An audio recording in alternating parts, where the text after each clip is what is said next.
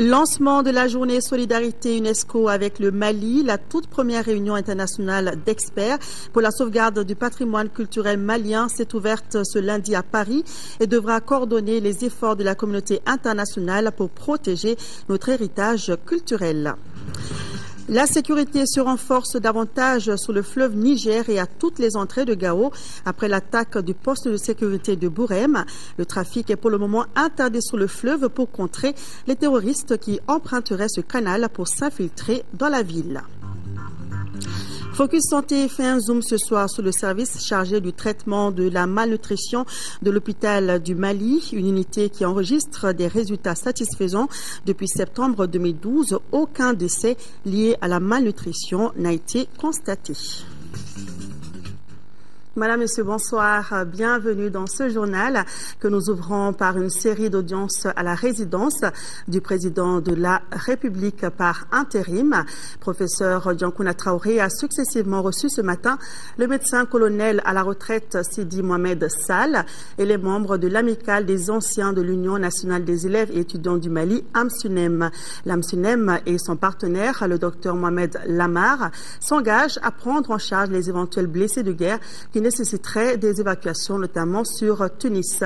Le médecin colonel Sall, de son côté, a annoncé la mise à disposition de l'armée d'équipements et matériels médicaux. Le compte-rendu des audiences avec Adama Djimdi. Le médecin colonel à la retraite Sidi Mohamed Sall, ancien directeur du service de santé des armées, est le premier à être reçu par le président de la République par intérim, le professeur Diankouna Traoré. M. Sall est venu annoncer une contribution d'une centaine de lits en soutien à nos forces armées et de sécurité. J'ai vu le président de la République par intérim était pour lui remettre du matériel médical au profit de nos blessés. J'ai reçu 90 lits des camarades français et je remets ces lits à Monsieur le Président pour son armée. La seconde audience a été réservée aux membres de l'amicale des anciens et sympathisants de l'Union nationale des élèves étudiants du Mali, AMSUNEM, et leurs partenaires. Ces derniers sont porteurs d'une bonne nouvelle. La polyclinique multidisciplinaire de Heratma en Tunisie met une dizaine de lits d'hospitalisation à la disposition des blessés de guerre évacués sur l'extérieur. Nous sommes surtout venus le voir pour lui faire une offre de l'amicale des anciens militants et sympathisants de l'UNEM, une offre de 10 lits, de 10 places à 10 de nos militaires blessés sur le champ de l'honneur. Ces militaires blessés au front seront pris entièrement en charge durant tout le traitement. Si cela devrait prendre 2 mois, 3 mois, 4 mois, ça prendra le temps qu'il faudrait jusqu'à ce qu'ils recouvrent entièrement leur santé. Et en plus, nous avons remis une modique somme de 500 000 francs pour l'effort de guerre. Dans les deux cas, le président a tenu à les remercier et féliciter pour leurs gestes civiques et patriotiques. Et nous retournerons tout à l'heure chez le président de la République par intérim qui a reçu en début de soirée des représentants du Congrès américain. La délégation comprenant donc les républicains et des démocrates est à Bamako pour mieux appréhender la situation de crise afin d'aider l'administration Obama dans sa réponse aux aspects politiques, humanitaires et sécuritaires. Tout à l'heure, le reportage de Aoui Touré. En attendant, suite de la visite de travail du Premier ministre à Bruxelles, Django Sissoko a eu ce matin une séance de travail avec Kristalina Georgieva, la commissaire de l'Union européenne chargée de la coopération internationale, de l'aide humanitaire et de la réaction aux crises. But de la réunion, faire le point de la situation humanitaire au Mali. L'Union européenne s'engage davantage à soutenir notre pays à faire face à ce défi. Kristalina Georgieva est au micro de nos envoyés spéciaux à Bruxelles, Ibrahima Traoré et Alou Touré. La priorité, c'est de veiller à ce que, bien sûr, au nord, les gens aient accès aux services sociaux, à l'eau, à l'électricité, à tout ce qu'il leur faut pour la vie, mais aussi d'aider en même temps les populations du sud du pays. Nous avons parlé bien sûr de comment on peut aider les gens rapidement, comment on peut fournir ce qu'il leur faut dans la vie, mais aussi on a parlé de l'accès. Il faut donner accès à ceux qui travaillent dans l'aide humanitaire d'urgence, qu'ils aient accès à la population qui a besoin d'eux. Mais on a aussi parlé de la transition qui est tellement importante, transition entre l'aide d'urgence et l'aide au développement pour l'avenir. Dans le contexte justement de préserver la paix au Nord, nous avons parlé de la possibilité de moniteurs de l'Union européenne pour aider à ce processus de réduction des tensions que l'on voit dans le nord du pays. Et notez que le Premier ministre a eu également un déjeuner de travail avec certains parlementaires européens. À leur tête, Louis Michel. Django Sissoko s'est entretenu ensuite avec le commissaire de l'Union européenne chargé du développement. Le chef du gouvernement a enfin rencontré le président de la Commission de l'Union européenne, José Manuel Barroso. Toutes ces rencontres ont essentiellement porté sur l'évolution de la situation au Mali. Le Premier ministre est attendu ce soir à Paris, en France, pour y rencontrer les autorités du pays. Nous y reviendrons avec nos envoyés spéciaux dans nos prochaines éditions. À Paris, justement, où la communauté internationale se mobilise pour le patrimoine du Mali, une journée internationale organisée sous l'égide de l'UNESCO s'est tenue ce matin au siège de l'institution. Des experts venus du monde entier réfléchissent aux mesures urgentes à envisager pour sauver le patrimoine du Mali. 3 discours ont marqué la cérémonie d'ouverture. Il s'agit des discours d'Irina Bokova, directrice générale de l'UNESCO, d'Aurélie Filippetti du ministère de la Culture et de la Communication de France et la réponse de Bruno Maïga, ministre malien de la Culture. Makanfi Konaté nous fait le résumé de la cérémonie d'ouverture. Lorsqu'un site de patrimoine mondial est détruit, c'est toute l'humanité qu'on prive d'une partie d'elle-même. C'est en ces termes que la directrice générale de l'UNESCO a introduit la conférence de ce matin.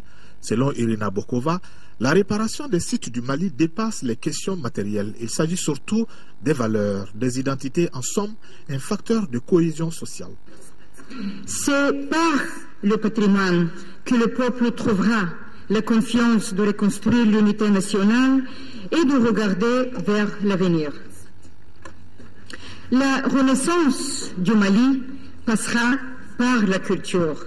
Et la route du dialogue interculturel passe aujourd'hui par le Mali. Les nouvelles formes de conflits détruisent au-delà des vies humaines l'identité, les sources du savoir.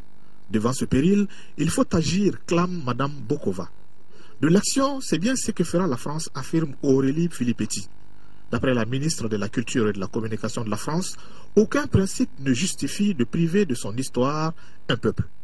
Voilà pourquoi la France s'engage aux côtés du Mali pour la sauvegarde de son patrimoine.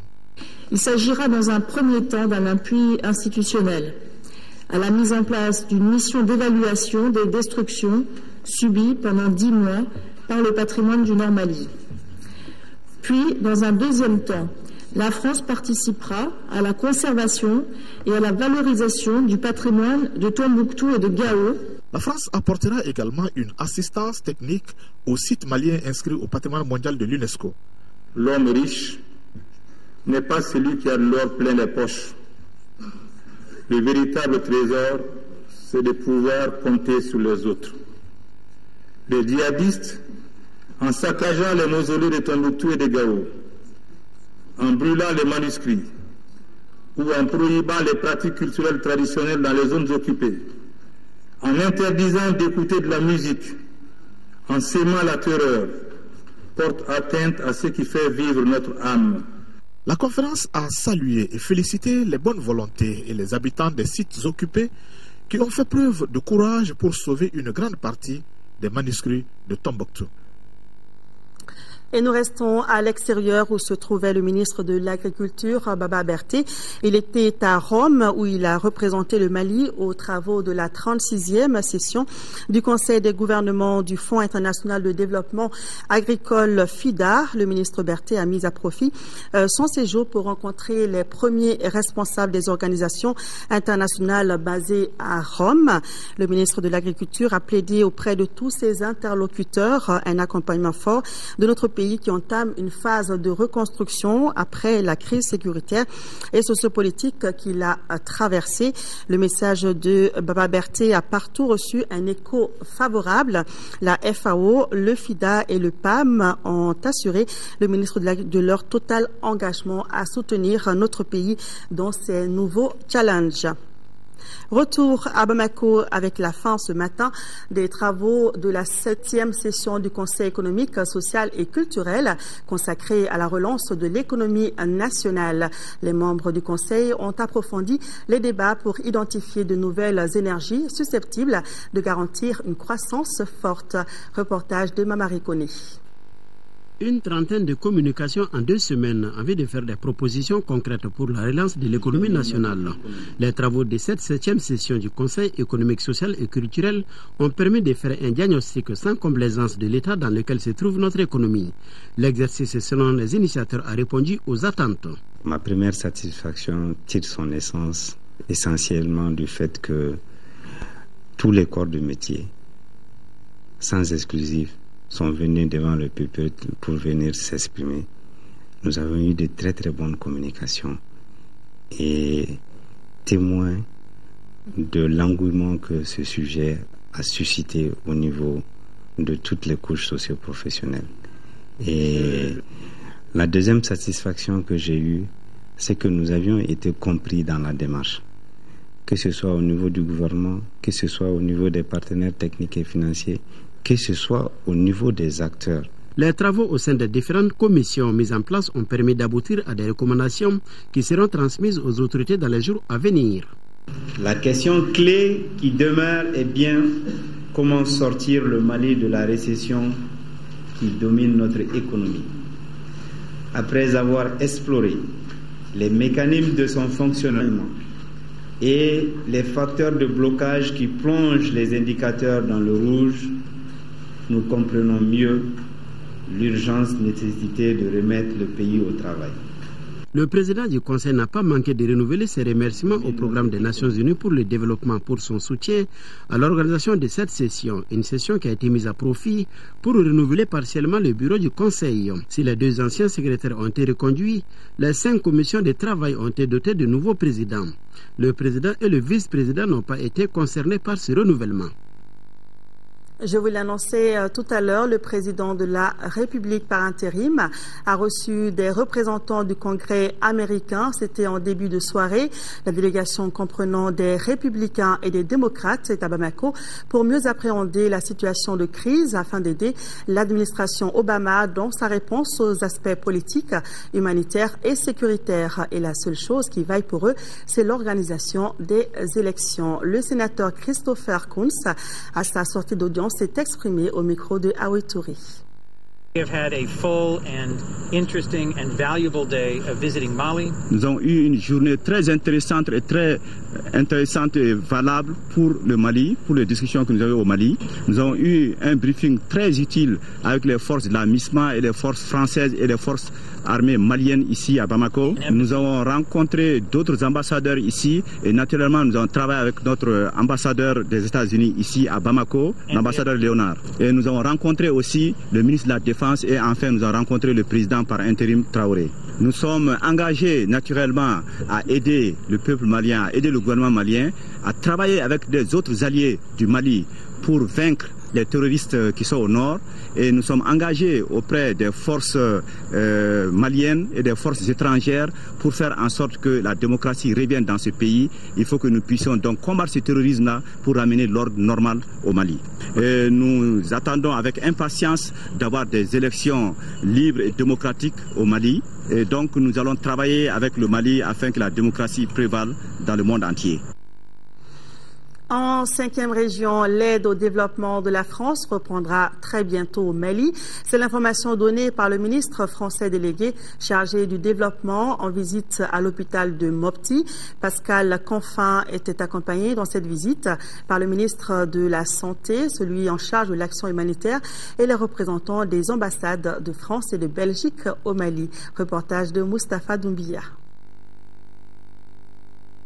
C'est à 10h08 temps universel que l'avion transportant les ministres français délégués au développement et les ministres maliens de la santé et de l'action humanitaire, de la solidarité et des personnes âgées a atterri à l'aéroport international Ambodejo de Sévaré. Dans la délégation, des représentants du ministère des Affaires étrangères de la France, de l'ambassade de France au Mali, de l'ambassade de Belgique et de l'agence française de développement. Aussitôt arrivé, direction l'hôpital Sominé Dolo de Mopti à Sévaré. Ici, c'est la visite des différents services, parmi lesquels les consultations externes, l'imagerie médicale, les laboratoires, les urgences et la chirurgie. Ce déplacement, il a pour objectif d'évaluer avec les autorités maliennes les besoins prioritaires pour la reprise de l'aide. Nous avons arrêté l'aide publique au développement pendant des mois, suite à ce qui s'est passé un coup d'État. Et maintenant, nous reprenons et le bureau de l'Agence française de développement repart aujourd'hui même. C'est pour ça que je suis présent aujourd'hui. Et nous sommes en train d'évaluer à la fois ce que nous avons fait dans le passé. Cet hôpital est un symbole de ce que la France et la Belgique ont financé. Mais il y a beaucoup de choses encore à améliorer. Ce déplacement en région de Mopti et particulièrement l'hôpital Sominé Dolo est symbolique pour les autorités maliennes. Depuis plus d'un an, nous connaissons une crise très très grave que le Mali, le pays, n'a jamais connue, qui a mis par terre l'économie et toutes les ressources du pays. Donc cet apport de la France, de l'Union européenne et d'autres pays amis, cet apport permettra de faire redémarrer l'économie. Autre activité au programme de cette visite, c'est la rencontre avec les élus de la région sur la coopération entre le Mali et la France. Après l'attaque du poste de sécurité situé sur la route de Bourem, les mesures de sécurité ont été renforcées au niveau de toutes les portes d'entrée de la ville de Gao. Le trafic a été momentanément interdit sur le fleuve Niger, car, rappelez-vous, c'est par le fleuve que les terroristes s'étaient infiltrés la semaine dernière à Gao. On fait le point avec nos envoyés spéciaux Daouda Sidiki Diarra et Massa Domia. Rassurer les populations à tout prix. Après les infiltrations de quelques islamistes dans la ville de Gao la semaine dernière, les forces armées maliennes ont renforcé leurs dispositifs de sécurité. Ces terroristes ont fait incursion dans la ville par le fleuve. Autour de la cité des Askia, les effectifs ont été doublés dans les différents postes. Le commandant des forces maliennes s'est rendu dans le poste de sécurité de Wabaria en premier. Ici, le colonel-major Didier Dako a donné des instructions fermes visant à semer la confusion chez les djihadistes. Mais comment vous ne saurez le savoir, stratégie militaire oblige. Des mesures conservatoires ont été prises pour diminuer le trafic sur le fleuve Niger en attendant de voir clair. Face à ces mesures, le maire de la commune rurale de Gounzouré a appelé les pêcheurs et les femmes de la rive droite à s'organiser. Cela afin de mieux assurer l'approvisionnement de la ville de Gao en légumes et en poissons. Pour éviter des infiltrations des djihadistes, il y aura un seul point de départ et un seul point d'arrivée pour les habitants de la rive droite du fleuve Niger. Le commandant du théâtre s'est également rendu sur la route de Bourem. Ce poste a été à 2 reprises la cible des kamikazes. Selon des sources concordantes, ces kamikazes ont été formés à Tabankor, village situé à 45 km d'Anefis. Là-bas, 12 terroristes devraient apprendre à manier la ceinture explosive. Mais comme les choses se sont précipitées à leur défaveur, 5 d'entre eux ont pu être formés. Ces kamikazes seraient venus d'un pays voisin. 4 d'entre eux ont été tués par nos forces. La traque des islamistes continue dans un rayon de 100 km autour de Gao. Allons à Tombouctou, il ne reste que des ruines de certains bâtiments qui avaient servi de refuge aux terroristes. Ce bâtiment, par exemple, était le siège de la Légion de la gendarmerie de Tombouctou. Après le retrait des gendarmes, les terroristes l'avaient occupé pendant 9 mois. Ces derniers ont été repérés et ciblés par les frappes de l'armée française. Des salles et autres bureaux réduits en ruines. Les occupants terroristes et narcotrafiquants auraient été tous tués. Cet autre bâtiment effondré était la résidence de Kadhafi. Là également, les terroristes avaient élu domicile. Les avions de chasse ont littéralement pulvérisé l'ensemble du domaine. Les bombardements n'ont pas épargné les véhicules stationnés dans la cour qui ont été calcinés. Des images envoyées par nos envoyés spéciaux sur place. Ici, à Bamako, les membres de l'association des cadres déplacés du nord du Mali viennent d'initier une rencontre au carrefour des jeunes. C'était pour mieux informer et sensibiliser les jeunes sur la situation du pays et aussi les mettre au courant des différentes activités de l'association. Reportage de Adama Kodjo. L'association des cadres déplacés du nord du Mali, ASCADEP, ne veut pas rester en marge dans la recherche de solutions pour une paix durable dans le pays. Pour ce faire, le bureau de l'association s'est doté d'un plan d'action. Nous avons un plan d'action qui prend en compte tous les besoins de ces cadres, en passant par la formation des cadres sur le plan citoyen et en passant aussi par la sensibilisation de ces cadres-là dans leur site d'origine et puis en mettant en place un dispositif utile pour au moins sécuriser ces cadres-là une fois au retour dans leur région. Créée en janvier dernier, l'association compte déjà plus de 363 adhérents. Ses responsables ont fait le point sur leur entretien avec la primature. Les cadres ont des problèmes, ils vivent dans des conditions très précaires, des problèmes à l'indemnisation des cadres parce qu'ils ont tout perdu. À tous ces problèmes, vraiment, on a reçu des certitudes, vraiment une assurance de la part de la primature. L'ASCADEP se fixe pour mission l'union, la solidarité et l'entraide entre les membres de l'association. Préparatifs des élections générales après les partis politiques, c'est au tour du Conseil national de la société civile et de certains réseaux intervenant dans le domaine des élections d'être édifiés sur la carte NINA, numéro d'identification nationale. Il s'agissait également de recenser les préoccupations de la société civile en vue d'améliorer le document. Fiabilité, distribution et coûts de confection et de distribution qui sont déjà estimés à 9,59 milliards de francs CFA. Ramata Konate a suivi la rencontre. Voici son reportage. L'une des préoccupations majeures de la société civile et d'autres acteurs intervenant dans la sphère électorale, c'est le nombre d'électeurs. Sur les 13 688 292 Maliens qui disposent d'un numéro d'identification nationale, on dénombre 7 150 000 électeurs, un chiffre réparti entre les anciens électeurs et les nouveaux majeurs. Si la carte d'électeur n'est remise qu'aux titulaires, des soucis existent quant au sort des cartes non retirées. Le dialogue entre les Maliens s'impose à ce niveau. Le sort des cartes qui vont rester maintenant fera l'objet de...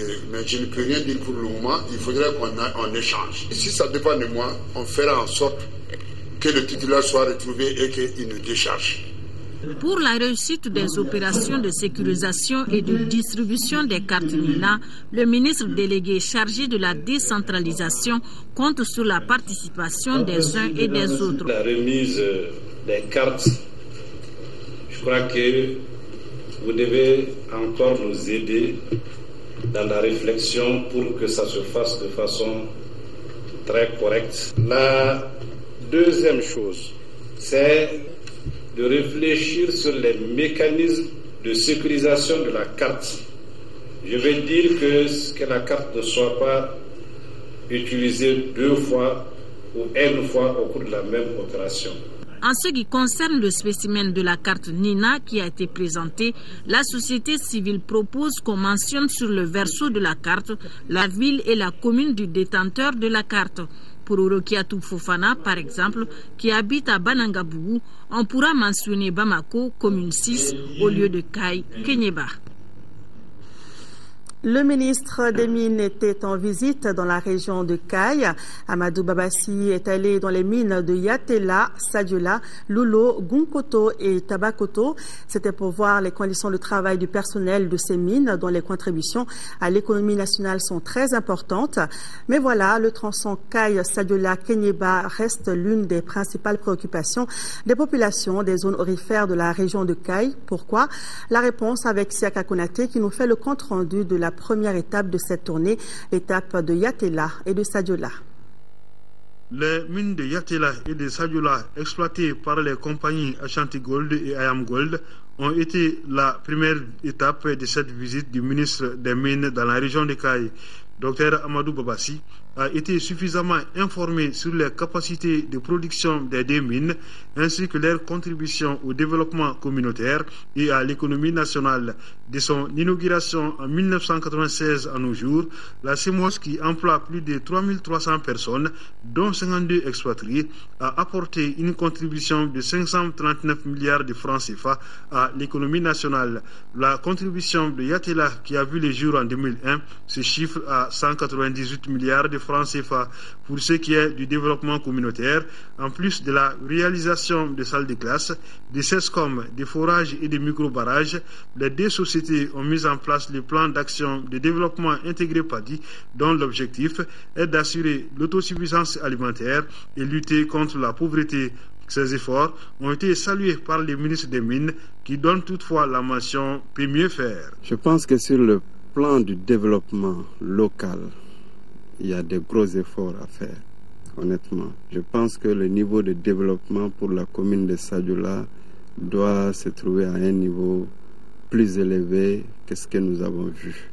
Les autorités communales et le chef de village de Sadiola ont présenté à leur hôte des doléances concernant principalement l'emploi des jeunes et le bitumage de la route Kaye-Sadiola-Kenyeba, une route en très mauvais état. La société doit faire des efforts, l'État lui-même doit faire des efforts et les collectivités riveraines qui sont là. À noter que le plan de fermeture de la mine de Yatela est en cours d'élaboration. Il sera présenté le mois prochain. Selon les documents, la fin des excavations est prévue pour 2014, celle de la production en 2019, la démolition de l'usine devant intervenir en 2022. D'ici là, la recherche de nouveaux gisements se poursuit. Le ministre de l'Éducation, de l'Alphabétisation et de la Promotion des langues nationales était, lui, en 3e région. Sur place, Bokar Moussa Diarra s'est dit satisfait de constater que les autorités scolaires et les partenaires s'engagent à accompagner les efforts du gouvernement de transition. C'est ce dont nous informe Sekou Konaté. Les cercles de Kadiolo et de Koutiala ont constitué la dernière étape de la visite de terrain du ministre Bokar Moussa Diarra en 3e région. Dans le Folona, comme dans la capitale de l'Or-Blanc, la délégation ministérielle a pu constater la vitalité des écoles, la disponibilité du personnel et l'engagement des partenaires en ces moments difficiles pour notre pays. Du lycée public de Kadiolo au lycée d'Anziekone de Koutiala, en passant par les centres d'alphabétisation de Lofigué, les instituts et écoles de formation ou encore le fondamental, le premier responsable de l'éducation s'est dit tout simplement satisfait. Je dois me féliciter de la qualité de la collaboration entre les collectivités et les autorités scolaires.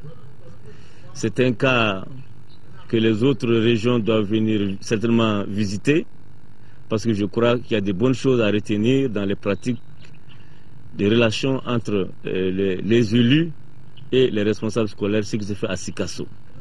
Face aux partenaires à Sikasso comme à Koutiala, où les échanges ont porté sur les plans d'action d'urgence du département en vue d'une reprise des activités éducatives dans les régions affectées par la crise et les prochaines élections, le message du ministre est clair. Il sera du devoir des enseignants de pouvoir travailler pour rappeler à tous que malgré la situation et malgré les problèmes vécus, notre peuple est un et que nous devrons le conforter. Le deuxième objectif du gouvernement, c'est les élections.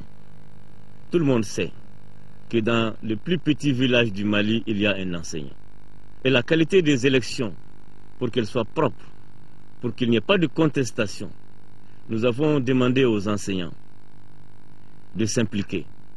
Une visite de terrain qui jette ainsi les bases d'un véritable changement.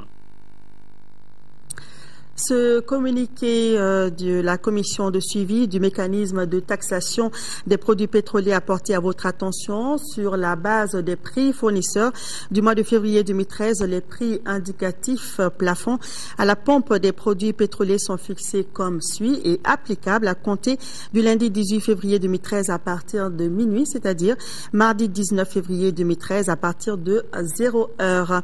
Supercarburant sans plomb 750 francs CFA le litre, pétrole lampant 565 francs CFA, gasoil 665 francs CFA, distillat diesel oil DDO 665 francs CFA le litre. Fuel oil 180, 475 francs CFA. Le jet A1 est libre. Il faut noter que le prix subventionné du kilogramme du gaz butane est de 584 francs CFA. Par conséquent, le prix de vente de la bouteille de 2,75 kg est de 1605 francs CFA et celui de la bouteille de 6 kg est de 3500 francs CFA. Quant au prix non subventionné du kilogramme de gaz butane, il est de 1033 francs CFA. Hors de nos frontières, au Cameroun, pratiquement toutes les villes sont littéralement envahies par des bouteilles plastiques dont les gens se débarrassent négligemment. À Douala, par exemple, les amoncellements de bouteilles vides et autres sachets plastiques dans certains coins de la ville sont devenus monnaie courante, rendant la vie des populations difficile. Fort heureusement, le gouvernement a trouvé une stratégie pour y remédier, le recyclage. Un râteau pour seule arme, les voilà prêts à s'attaquer à un fléau qui touche toutes les villes du Cameroun. Le plastique, des montagnes de plastique. Pas toujours facile à déblayer.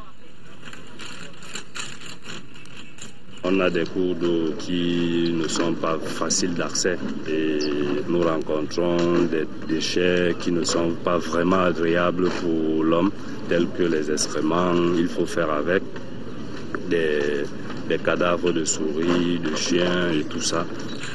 Les riverains assistent à l'opération, soulagés d'être enfin débarrassés de ces milliers de bouteilles qui leur gâchent la vie. Cette eau-là était vraiment presque bouchée par ce plastique-là. La hauteur d'eau monte. Quand l'eau passe là, ça fait que ça monte et puis ça envahit aussi les maisons. Ça va diminuer les moustiques. Et vous savez que les moustiques, apportent le palais. Le plastique collecté, direction une décharge de Douala.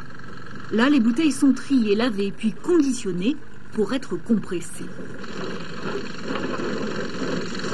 On est encore en train d'étudier les possibilités en termes de recyclage.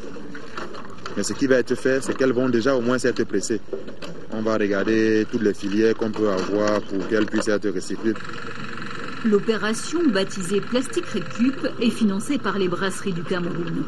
Et pour cause, des bouteilles en plastique, l'entreprise en utilise plusieurs millions par an pour ses boissons. Avec le développement de l'activité, et notamment par la vente de produits en plastique de plus en plus importante, en tant que leader sur le marché des boissons, il nous a semblé vraiment indispensable de s'investir. Pour compléter le dispositif, de drôles de containers ont fait leur apparition sur les artères de Douala, prêts à accueillir n'importe quelle bouteille vide. À présent, place à l'actualité sur le continent en bref et en images. Lourde condamnation des 24 Sahraouis inculpés du meurtre de membres des forces de l'ordre au Maroc. En Égypte, la ville de Port Saïd a été de nouveau paralysée par des grèves. Au Nigeria, 7 étrangers ont été enlevés dans le nord du pays. Et tout de suite, première étape, la Libye. À l'occasion du 2e anniversaire de la révolution libyenne, les autorités ont promis dimanche d'accélérer les réformes et d'améliorer la sécurité. Le président de l'Assemblée nationale a souligné la détermination de lutter contre le terrorisme. Nous assurons nos partenaires que nous ne ferons pas de la Libye un incubateur de terrorisme. Le pays est pourtant toujours en proie à un chaos sécuritaire et sert de base à de nombreux groupes et chefs islamistes qui mènent des attaques vers les pays voisins. La télévision nigériane a annoncé hier l'enlèvement de 7 travailleurs étrangers employés d'une société libanaise de construction à Djamare, dans le nord du pays. Selon la police, il s'agirait de 4 Libanais, d'un Britannique, d'un Grec et d'un Italien. L'attaque a été revendiquée par un groupe islamiste Ansarou, une faction dissidente de la secte Boko Haram. Port Saïd est ce lundi une nouvelle fois paralysé par des grèves et des manifestations. Dès dimanche, environ 3000 personnes ont bloqué le port et obligé commerces et écoles à fermer. Elles réclament justice pour la mort de 50 personnes tuées fin janvier dans des affrontements avec la police à l'issue du procès qui avait condamné 21 personnes à la peine capitale pour leur participation aux émeutes de février 2012. Le tribunal militaire de Rabat a rendu son jugement dans la nuit de samedi à dimanche à l'encontre de 24 militants sahraouis. Les peines infligées vont de 2 ans à la perpétuité pour 8 d'entre eux. De lourdes sentences accueillies avec soulagement par les familles des victimes. Ils étaient accusés du meurtre de 11 membres des forces de l'ordre marocaines lors de l'évacuation du camp de réfugiés de Gdim Izik et des émeutes qui ont embrasé l'Aïoun. Retour à l'actualité nationale, les membres du comité national de pilotage du projet régional de gestion durable du bétail ruminant endémique sont en conclave depuis ce matin. La 5e session du comité s'est focalisée sur le redémarrage des activités de la structure. Reportage de Nando Dambélé. Cette session se tient dans un contexte marqué par la double crise sécuritaire et institutionnelle que vit notre pays depuis près d'1 an. Malgré tout, le projet a mis en œuvre des initiatives pour diligenter les réalisations de ses principales composantes. La 5e session se tient dans un contexte de redémarrage du projet après une année de suspension, compte tenu de la crise qui a secoué notre pays. Et dans ce cadre-là, le projet vise à un achèvement de toutes les activités majeures du projet au cours de cette année 2013. Les résultats obtenus au cours de l'année 2012 concernent l'amélioration des systèmes de production du bétail ruminant endémique, la conservation de l'habitat naturel du bétail ruminant endémique. Mais l'arbre ne doit pas cacher la forêt. Il convient de noter que certaines difficultés ont été enregistrées. Elles proviennent de la non-réalisation des clauses contractuelles des protocoles de collaboration avec le centre de formation pratique en élevage pour la formation des agro-éleveurs, avec la Direction nationale des eaux et forêts, DNF, la Direction nationale de l'assainissement et du contrôle des pollutions et nuisances, DNACPN, l'Institut d'économie rurale, IR, l'opération Nama Yanfoula Ondi et avec le laboratoire central vétérinaire LCV, faute de financement. Ainsi, le programme de travail 2013 prend en compte l'achèvement des travaux de construction et d'équipement des infrastructures, la réalisation des points d'eau pastoraux, l'aménagement des forêts communautaires, l'amélioration des parcours et la mise en œuvre des plans d'occupation et l'affectation des sols, ce qui nécessite un budget prévisionnel de plus de 2,5 milliards de francs CFA. Et puis, cette nouvelle émouvante, à Ségou, l'hôpital régional a enregistré la naissance d'un quadruplé. Les 4 bébés et leur maman se portent bien. Le gouverneur de la région a rendu une visite de soutien aux nouveau-nés et à leurs parents, avec Andessila allant à la découverte de la famille. Bekay Kamara, originaire de Sibila, cultivateur en Bewani, et Sitan Sidibé, ménageur, sont les heureux parents d'un quadruplé. Toutes des filles. En rendant visite à ces 4 bébés et leurs parents, les autorités régionales voulaient leur témoigner leur soutien. C'était question pour nous de venir voir l'état des enfants surtout et l'état des mamans pour leur témoigner encore une fois de plus toute la solidarité des autorités régionales. Et lancer en même temps un appel à tous les donateurs, tous les partenaires, pour qu'ils puissent venir, disons, en appui, non seulement à la famille, mais surtout aux enfants et aux mamans. Le gouverneur a remis aux autorités sanitaires un carton de lait et une enveloppe symbolique. Voilà, longue vie aux bébés et à leurs parents. Et toujours en rapport avec les tout petits, Focus Santé du jour parle de la malnutrition et de sa prise en charge à l'hôpital du Mali. Structure de 3e référence nouvellement créée, l'hôpital du Mali reçoit dans son unité de récupération nutritionnelle intensive des enfants malnutris. D'autres structures sanitaires de la commune 6. Les résultats enregistrés grâce aux différents partenaires sont encourageants. 0 décès d'enfants liés à la malnutrition depuis septembre dernier. Focus Santé, c'est une réalisation de Tessira Emmanuel Dambélé.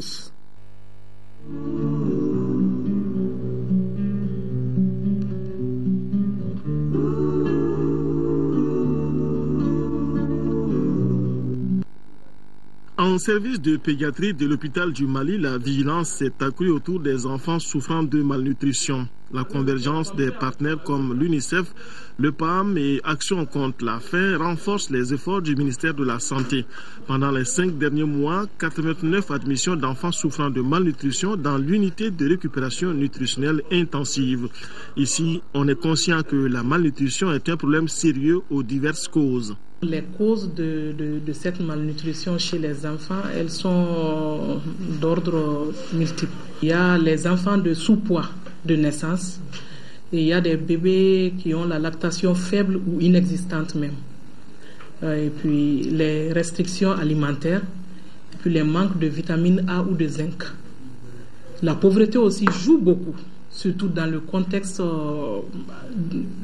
malien et en général dans les pays en voie de développement. C'est la pauvreté qui est la principale cause même. Et la méconnaissance de ce qu'un enfant doit prendre comme aliment et à quel âge. La malnutrition désigne un état pathologique causé par l'insuffisance ou l'excès d'un ou de plusieurs nutriments. Insuffisance ou excès de nutriments, mais ce qui préoccupe le plus, c'est la sous-alimentation chez les enfants, puisque quand ceux-ci sont malnutris, ils sont exposés à plus de problèmes de santé. Selon l'Organisation mondiale de la santé, la malnutrition intervient dans plus de la moitié des décès d'enfants, bien qu'elle soit rarement citée comme une cause directe. Selon une enquête de juillet 2012, la malnutrition est bel et bien présente à Bamako, donc en commune 6. On a fait une enquête sur la SMART pour évaluer le taux, la prévalence de la malnutrition au niveau de la commune 6. Et en juillet, cette enquête a été faite et l'enquête avait révélé que la prévalence de la malnutrition au niveau de la commune 6 est de l'ordre de 10,3%, qui dépasse un peu largement le seuil d'alerte que l'OMS recommande qui est à 10. Donc c'est pour vous dire qu'en milieu urbain, à Bamako, la malnutrition c'est une réalité, ça existe et que nous sensibilisons la population. En service de pédiatrie de l'hôpital du Mali, les enfants sont systématiquement dépistés selon le protocole national. La malnutrition en tant que telle n'est pas cause de consultation. Aucune maman ne nous vient en consultation uniquement ayant déjà l'idée que mon enfant est malnutri. Non, ils viennent pour autre pathologie. Et nous, en consultation externe, systématiquement, nous dépistons tous les enfants qui nous viennent. Donc, c'est de là qu'on a des enfants malnutris. Et on les hospitalise, par exemple, quand il y a la malnutrition aiguë sévère, et ils sont hospitalisés en urénie. Et la prise en charge, elle est là parce qu'ils ont besoin des intrants qui ne sont disponibles qu'à l'hôpital, qui ne sortent pas de l'hôpital. Bon, les malnutris modérés, on leur donne aussi leur intrant, par exemple le plompinote, et on peut faire leur suivi à domicile. Mais l'arbre ne devrait pas cacher la forêt. Les ressources humaines sont disponibles, les intrants aussi pour la prise en charge, mais les pédiatres aimeraient bien ne pas hospitaliser les malnutris avec complications avec les autres enfants. Une séparation qui reste une grande aspiration chez les chargés de lutte contre la malnutrition dans la plupart des urénies du Mali.